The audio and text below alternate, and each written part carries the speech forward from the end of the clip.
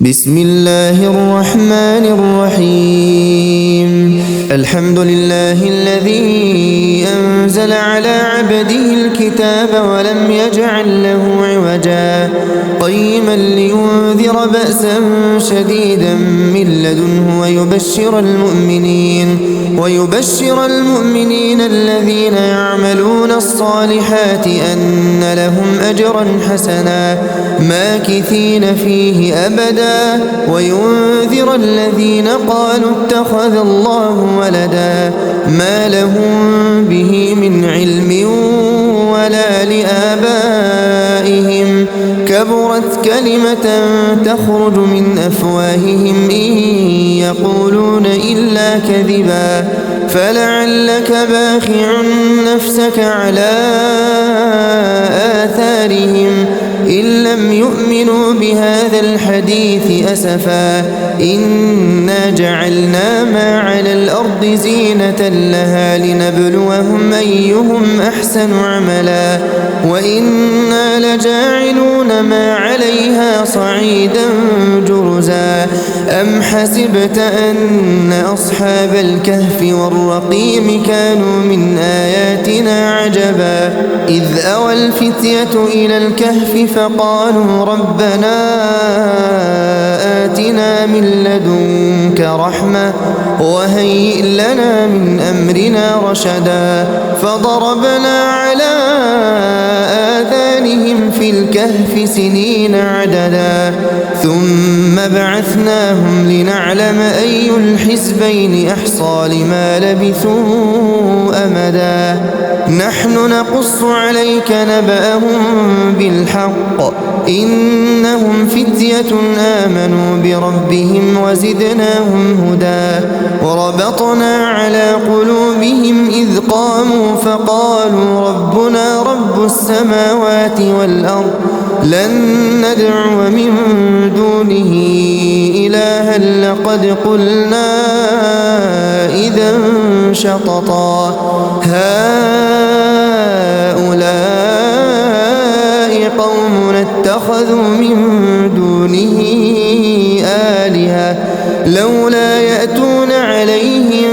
بسلطان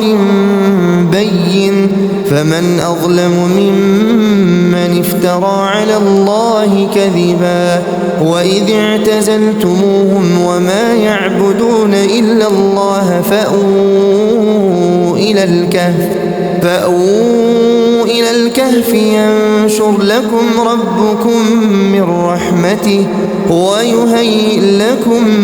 من أمركم مرفقا وترى الشمس إذا طلعت تزاور عن كهفهم ذات اليمين وإذا غربت تقرضهم ذات الشمال وهم في فجوة منه ذلك من آيات الله من يهد الله فهو المهتد ومن يضلل فلن تجد له وليا مرشدا وتحسبهم أيقاظا وهم رقود ونقلبهم ذات اليمين وذات الشمال وكلبهم باسط ذراعيه بالوصيد لو اطلعت عليهم لوليت منهم فرارا ولملئت منهم رعبا وكذلك بعثناهم ليتساءلوا بينهم قال قائل منهم كم لبثتم قالوا لبثنا يوما أو بعض يوم قالوا ربكم أعلم بما لبثتم فابعثوا أحدكم بورقكم هذه إلى المدينة فلينظر أيها أزكى طعاما فليأتكم برزق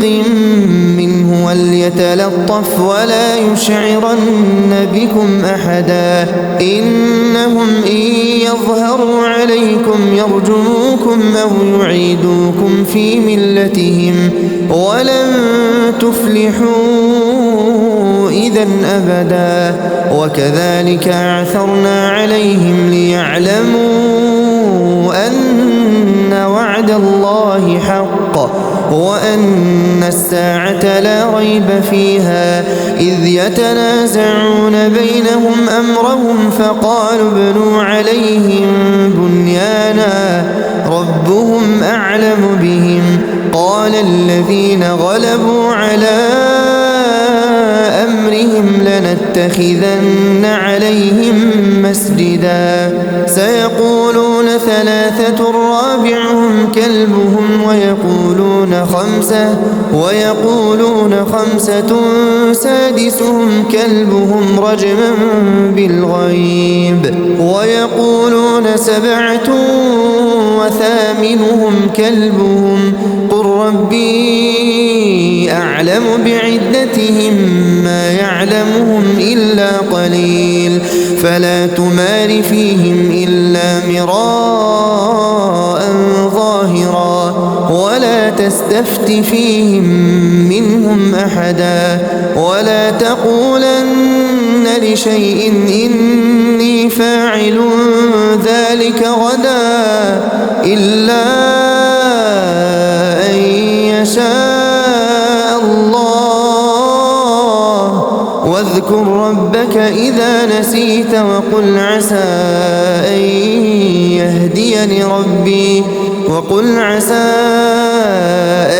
يهديني ربي لأقرب من هذا رشدا ولبثوا في كهفهم 300 سنين وازدادوا 9 قل الله أعلم بما لبثوا له غيب السماوات والأرض أبصر به وأسمع ما لهم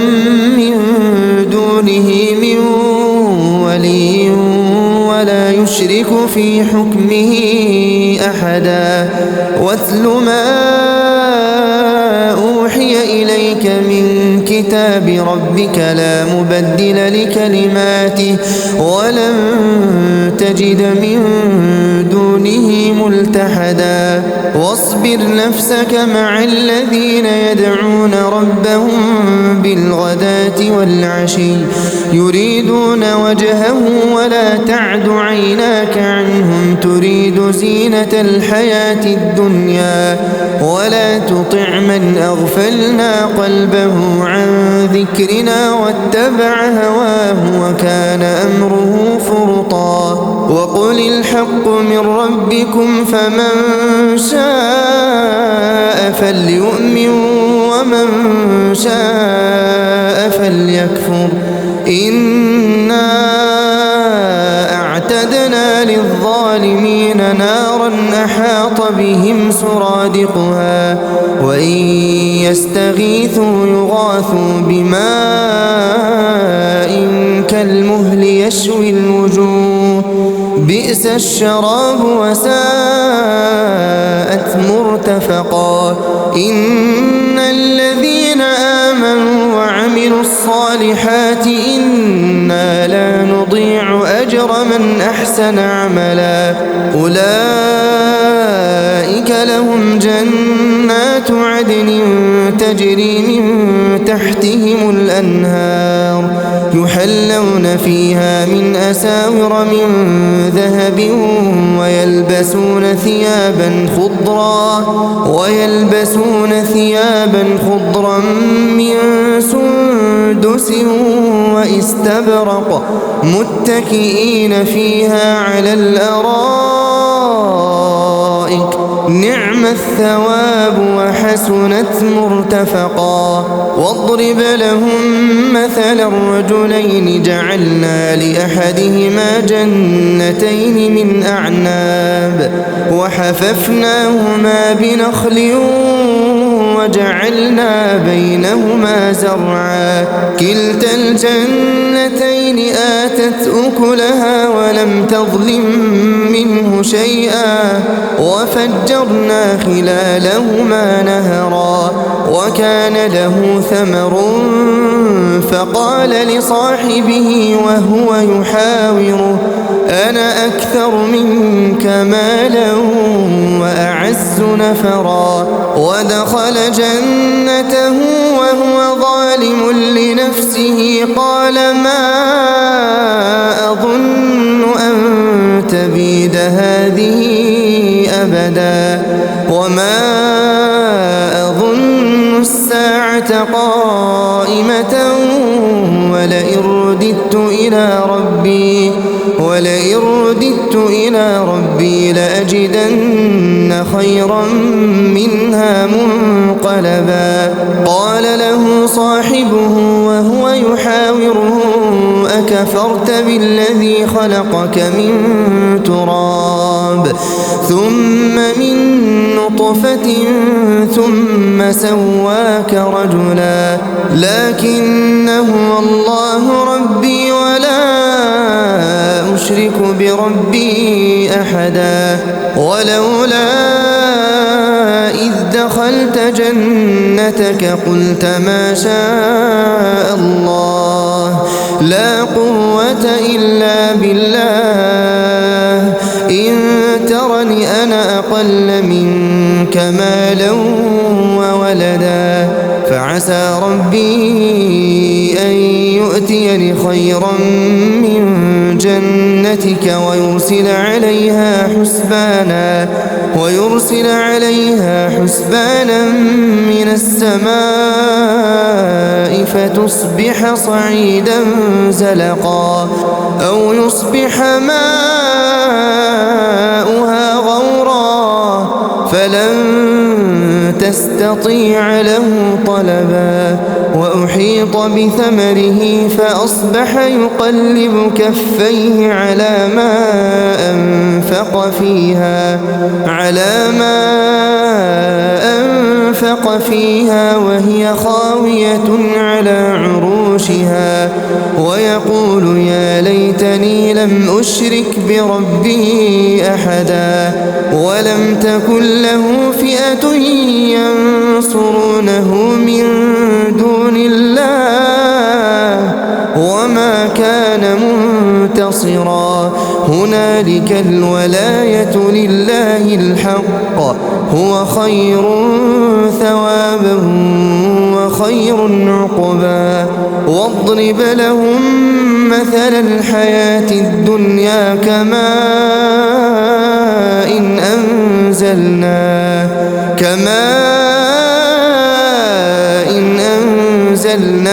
من السماء فاختلط به نبات الأرض فأصبح هشيما تذروه الرياح وكان الله على كل شيء مقتدرا المال والبنون زينة الحياة الدنيا والباقيات الصالحات خير عند ربك ثوابا وخير أملا ويوم نسير الجبال وترى الأرض بارزة وحشرناهم فلم نغادر منهم أحدا وعرضوا على ربك صفا لقد جئتمونا كما خلقناكم أول مرة بل زعمتم أن لن نجعل لكم موعدا ووضع الكتاب فترى المجرمين مشفقين مما فيه ويقولون يا ويلتنا ما لهذا الكتاب لا يغادر صغيرة ولا كبيرة إلا أحصاها ووجدوا ما عملوا حاضرا ولا يظلم ربك أحدا وإذ قلنا للملائكة اسجدوا لآدم فسجدوا إلا إبليس كان من الجن كان من الجن ففسق عن أمر ربه أفتتخذونه وذريته أولياء من دوني وهم لكم عدو بئس للظالمين بدلا ما أشهدتهم خلق السماوات والأرض ولا خلق أنفسهم وما كنت متخذ المضلين عضدا ويوم يقول نادوا شركائي الذين زعمتم فدعوهم فلم يستجيبوا لهم وجعلنا بينهم موبقا ورأى المجرمون النار فظنوا أنهم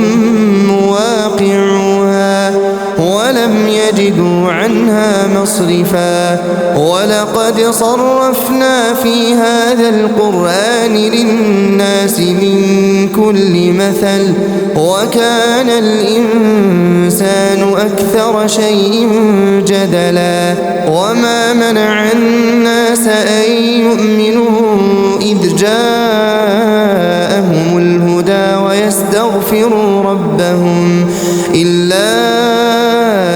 أن تأتيهم سنة الأولين أو يأتيهم العذاب قبلا وما نرسل المرسلين إلا مبشرين ومنذرين ويجادل الذين كفروا بالباطل ليدحضوا به الحق واتخذوا آياتي وما أنذروا هزوا ومن أظلم ممن ذكر بآيات ربه فأعرض عنها ونسي ما قدمت يداه إنا جعلنا على قلوبهم أكنة أن يفقهوه وفي آذانهم وقرا وإن تدعهم إلى الهدى فلن يهتدوا إذا أبدا وربك الغفور ذو الرحمة لو يؤاخذهم بما كسبوا لعجل لهم العذاب بل لهم موعد لن يجدوا من دونه موئلا وتلك القرى أهلكناهم لما ظلموا وجعلنا لمهلكهم موعدا وإذ قال موسى لفتاه لا أبرح حتى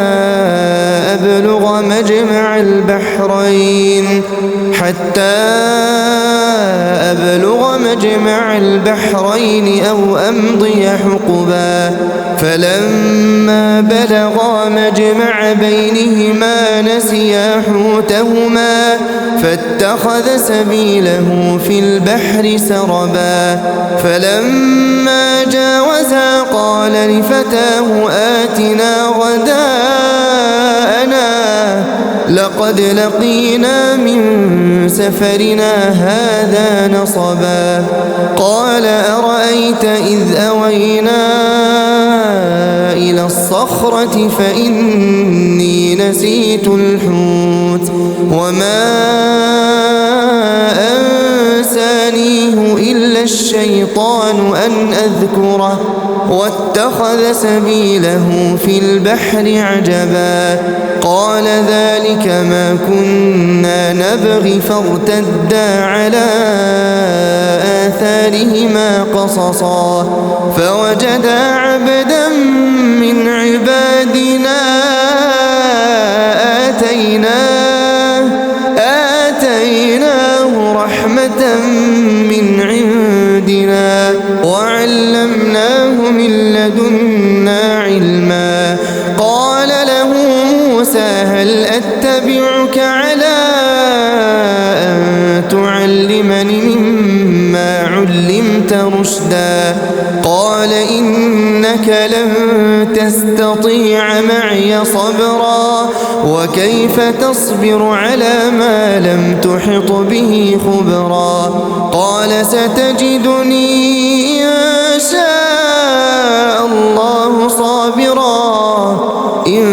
شاء الله صابرا ولا أعصي لك أمرا قال فإن اتبعتني فلا تسألني عن شيء حتى أحدث لك منه ذكرا فانطلقا حتى إذا ركبا في السفينة خرقها قال أخرقتها لتغرق أهلها لقد جئت شيئا إمرا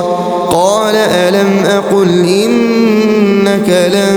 تستطيع معي صبرا قال لا تؤاخذني بما نسيت ولا ترهقني من أمري عسرا فانطلقا حتى إذا لقيا غلاما فقتله قال أقتلت نفسا زكية بغير نفس لقد جئت شيئا نكرا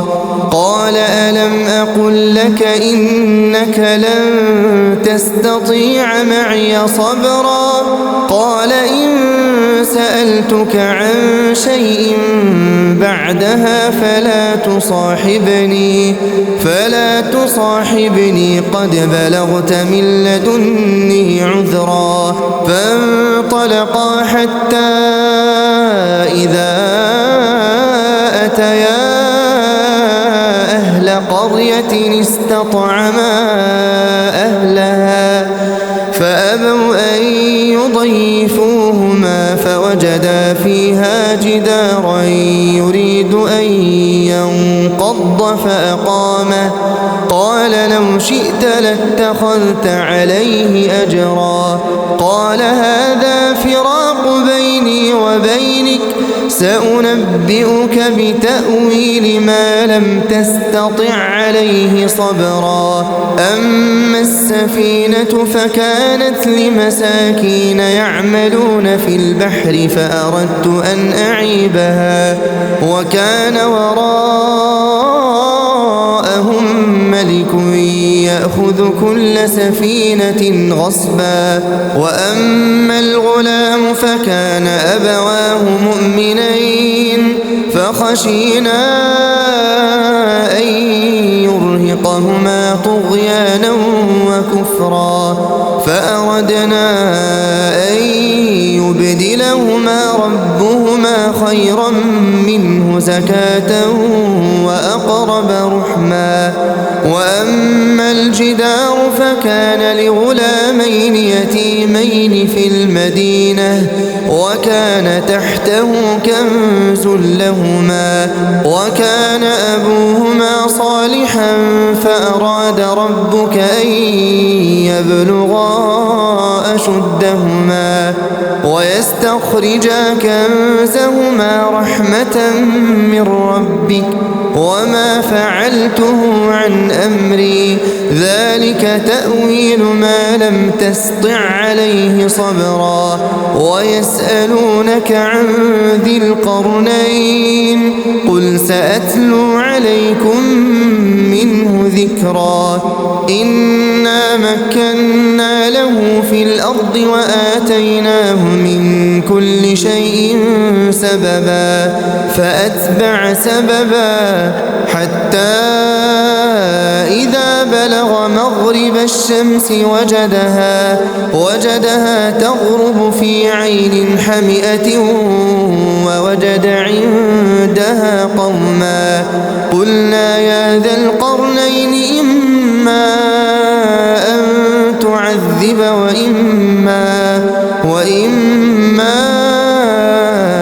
أن تتخذ فيهم حسنا قال أما من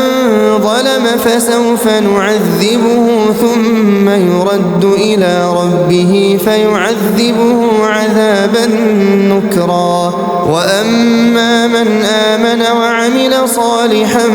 فله جزاء الحسنى وسنقول له من أمرنا يسرا ثم أتبع سببا حتى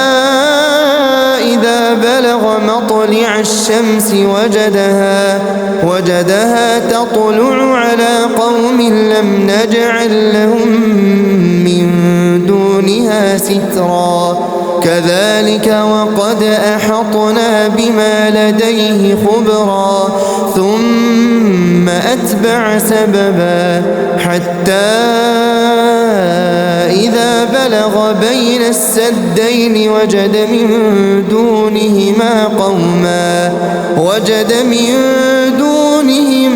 قوما لا يكادون يفقهون قولا قالوا يا ذا القرنين إن يأجوج ومأجوج مفسدون في الأرض فهل نجعل لك خرجا على أن تجعل بيننا وبينهم سدا قال ما مكني فيه ربي خير فاعينوني بقوة أجعل بينكم وبينهم ردما آتوني زبر الحديد حتى إذا ساوى بين الصدفين قال انفخوا حتى إذا جعله نارا قال آتوني أفرغ عليه قطرا فما استطاعوا أن يظهروه وما استطاعوا له نقبا قال هذا رحمة من ربي فإذا جاء وعد ربي جعله دكاء وكان وعد ربي حقا وتركنا بعضهم يومئذ يموج في بعض ونفخ في الصور فجمعناهم جمعا وعرضنا جهنم يومئذ للكافرين عرضا الذين كانت أعينهم في غطاء عن ذكري وكانوا لا يستطيعون سمعا أفحسب الذين كفروا أن يتخذوا عبادي من دوني أولياء إنا أعتدنا جهنم للكافرين نزلا قل هل ننبئكم بالأخسرين أعمالا الذين ضل سعيهم في الحياة الدنيا وهم يحسبون أنهم يحسنون صنعا أولئك الذين كفروا بآيات ربهم ولقائه فحبطت أعمالهم فلا نقيم لهم يوم القيامة وزنا ذلك جزاؤهم جهنم بما كفروا واتخذوا آياتي ورسلي هزوا إن الذين آمنوا وعملوا الصالحات كانت لهم جنات الفردوس نزلا خالدين فيها لا يبغون عنها حولا قل لو كان البحر مدادا لكلمات ربي لنفد البحر قبل أن تنفد كلمات ربي ولو جئنا بمثله مددا قل إنما أنا بشر مثلكم يوحى إلي أنما إلهكم إله واحد فمن كان يرجو لقاء ربه فليعمل عملا